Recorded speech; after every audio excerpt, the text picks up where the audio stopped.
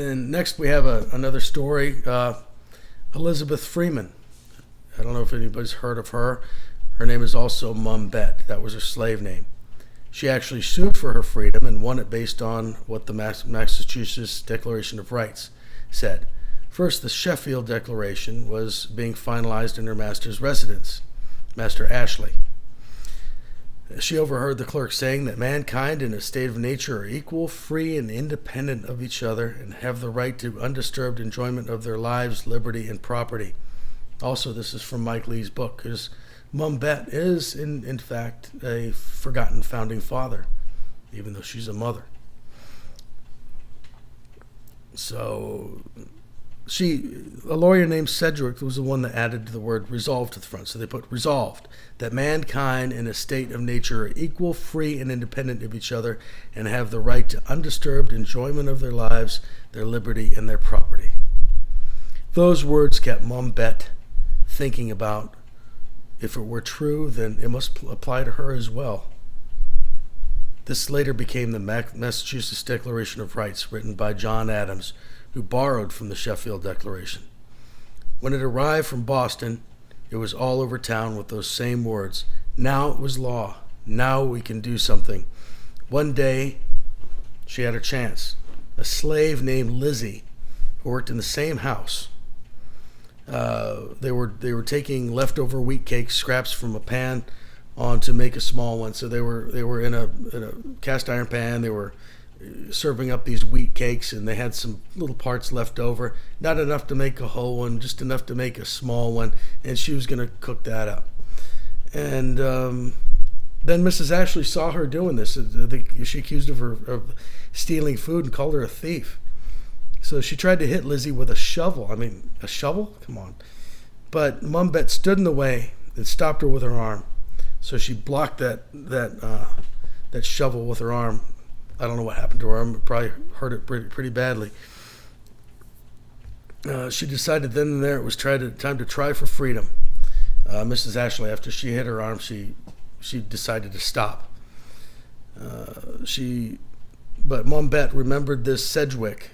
Remembered Mr. Sedgwick was a lawyer, and he stood behind the Sheffield Declaration.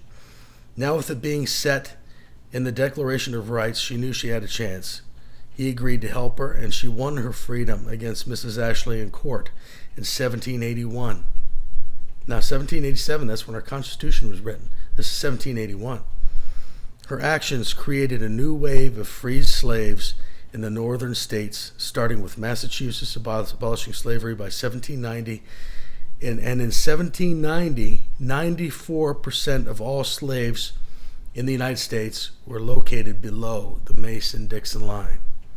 That doesn't make the Mason-Dixon line people bad today. That just makes them the slave states back then in 1781. Alexis Tocqueville, author of Democracy in America, 1838, said of his experience in the United States, and I paraphrase, I remember seeing this on one of Dinesh D'Souza's movies. I see land on both sides of the Ohio River, and I look to the free north, and their land is just as fertile as this land, and that they have much greater wealth, industry, and prosperity. Now, why doesn't Kentucky have the same kind of conditions as Ohio, which is just across the river? And seemingly they have the same land, they have the same sunshine, they have the same rainfall, everything like that, but it looked vastly different. The answer was slavery actually degrades work. It makes people who are forced to work without pay not care about doing it well or timely, and the masters lazy because they count on others to do their work for free. This could not be resolved until people were paid for what they did and actually had the incentive to do well. Fix slavery and you fix the economy. We had to fight a war for this change. The framers were normal men, just like we have today. They knew they didn't have a perfect system, but they knew they did the best they could in order to unite the states as one powerful force. It was a step into darkness, and they had to figure it out as they went along. They used what they knew, the experiences they had. They tapped into 2,500 years of world history and philosophy to come to an agreement on how this republic should be. A republic of laws and negative liberties. Negative liberty simply means that the government cannot take away, only protect them. A positive liberty is something that they bestow on you, and they can definitely take away. And if they can give it to you, where are they getting it from? They have to take it from somebody else. So that's how that works. These were not perfect people, but they created, it was an amazing and envy of the world. The Constitution is an enduring document, but it has suffered some attacks. Many people, including some not so great thinkers like Crowley, talking about the progressives now, not the great philosophers like we had, like Aristotle, Montesquieu, Locke, all those guys. These are the bad ones. And I got a lot of that material from Mark Levin's book right here, Rediscovering Americanism and the Tyranny of Progressivism. Very good book. And he goes through a lot of comparisons between what our thinking is and what their thinking is. So, we're talking about Crowley. For example, he believed that the founding principles of our country must be left behind if we are to have human progress. Now, this is where the word progress comes from. He's one of a long line of progressives who have tried to convert constitutional government to their own will. President Woodrow Wilson, the man who gave us the income tax, dismissed the ideas of separation of powers. He believed that the framers, being from 1776, have nothing to do with a modern society of 1914. He believed that the federal government is a living and breathing entity and that the executive branch was the brain. He said that for a body to function, it must all work together as one. Meaning, it's almost like the way Mussolini was thinking too, which means, and I got that from Dinesh D'Souza's book, which is which one here? Is it even here? It is here, right? Yeah, right here, this one. The Big Lie. Very good book, too. I'm not quite finished with it, but I'm working on it. But the way that works, it's collectivism. So, and it's like if you take sticks, this is what fascism means. This comes from the Italian word fascista.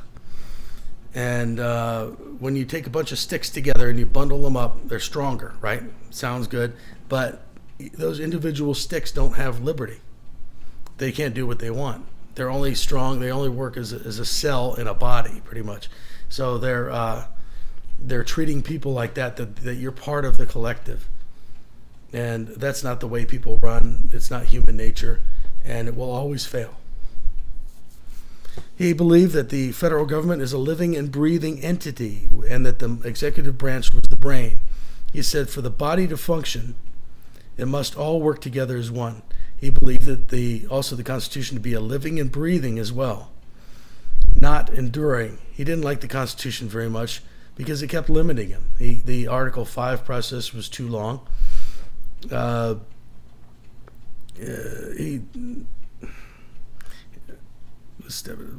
moved too slowly for him, and he hated the power that it was not all his own.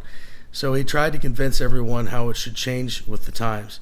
This is the progressive movement, and it still threatens and rewrites part of the Constitution by precedent. Supreme Court ruling very bad interpretations of the Constitution to this day. Because of this, our Constitution has been perverted by progressive after progressive in an effort to make it irrelevant. They hate the Constitution. They really do. Our Constitution has not changed. It's not something that should change because human nature doesn't change. Human nature is always the same. We always want to have our liberty. We want to have it protected. We're always going to be ambitious. We're always going to be a little bit greedy because greed is what drives everything. But they want to control everything. They want to control all aspects of human nature and put those toward what they want. But we don't work like that.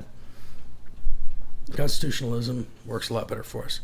If we become the way Wilson wanted us to become, we'd eventually become a dictatorship instead of the magnificent country we've become. It's not as good as it can be right now, and that is because enough has been altered and redefined so it's almost unrecognizable. And the people are beginning to care less and less about where we're headed and less concerned about how to restore our principles. People are being taught less about our founding and are only being shown how best to game the system for their own advantage. JFK's words, Ask not what your country can do for you, but what you can do for your country, have been turned on their head. If people care less of their true natural rights instead of what they get for free, they can be manipulated and not even care. I need you all to be informed, active citizens. It's your duty as an American to believe and hold our elected officials accountable to their duties under the law. Knowing the Constitution is key because so many popular media outlets use their platforms to help progressivism spread instead of liberty. Instead, they redefine liberty. Find out who the good guys are and stick with them. Socratic debates are also healthy and are good for developing your thinking and speaking skills. You have to know the arguments before you can debate anyone who has a contrary opinion. Benjamin Franklin preferred all his debates to be opinion-free. He said, "My opinion, sir, is that I have no opinion." So true. So use only facts with full context and never raw knee-jerk emotion. Emotion works for Plato's sweet shop owner who demagogues the good doctor for prescribing bitter potions and not giving tasty delights like he would if he was elected. There's like, here you go, you have this doctor. He sticks you with, he gives you bitter potions. He sticks you with sharp objects. He hurts you. That's what the demagogue does. When the good doctor, all he wants to do is just save your life. Sometimes it's painful, but saving your life is better. Not giving you sweet shop stuff. So we have a lot of sweet shop owners out there, and not enough good doctors. But the informed and prudent individual sides with a good doctor who actually does good. The framers knew that the Constitution would need to be amended from time to time. They knew that they couldn't possibly cover every governmental structure or liberty protection issue at one time at all. So they wrote Article 5, but they actually added to it, which is a different way of proposing amendments. First, it was by the Congress themselves, and George Mason thought it was important to add that the state legislatures have this function as well. So you could go with either one. He added this second way about 2 days before the Constitution was finalized on September 15th. So he rushed these changes over to James Madison, and he had to get them all ratified and everything, just like everybody else did. We began with the Bill of Rights, and Congress added another 17. That's how we have our amendment process right now. But most of those have been made, I think all of them have been made right with the Congress.